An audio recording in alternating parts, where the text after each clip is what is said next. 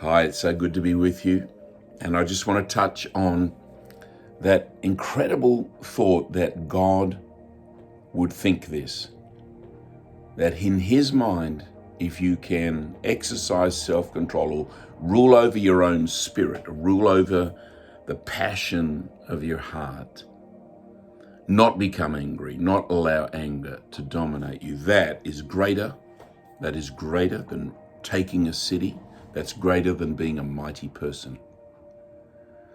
And it's clearly very important, and it is real in our practical daily lives where we find it difficult. I want to say it this way. The things that have caused you the most trouble or created problems, some of which have taken work to solve and some of which leave some kind of damage, whatever, through the journey of life. Many of those will be connected with a point where emotionally you lost the control. You didn't rule your spirit, and then all this other stuff walks in because the walls of your life are down. Keeping the walls of your life up, keeping your heart protected, keeping your life moving forward, becoming more and more like the magnificent, powerful, love-filled person God planned and intends for you to be, is one of the great arts of life.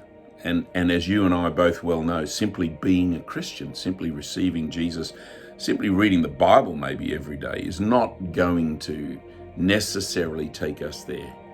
We need training, which is why people like me and others, ministers, come to train us and to equip us to live in reality in that situation every day. So ruling over your emotions, ruling over anger, here's the thought, and it's so simple. It never benefits you to lose emotional control, and it's never necessary to lose emotional control. Now, when I say that, listen to me today, because I know that we're going to have moments, and as soon as you embrace what I'm teaching you, if you take that on board and say, yeah, okay, that makes sense, that's right, that's biblical, let's go, generally you'll find an attack, an issue along that very line, and you'll have one of the worst emotional days you've had. That should be a sign to you that you're on a right track, not on a wrong track. And the way I've found to walk forward in this is simply because of God's nature in me. I agree, I'm born again, I'm made in his image. I agree, I don't have to. There's no need for me to live subject to emotional extreme passions. I don't need to, ever. So if and when those pressures comes, those emotions flare up, the first thing I'll tell myself is, Paul, you don't need to go this way. You do not need to. And it's a war. That's the wrestling in your mind. That's the renewing of your mind. That's bringing down strongholds.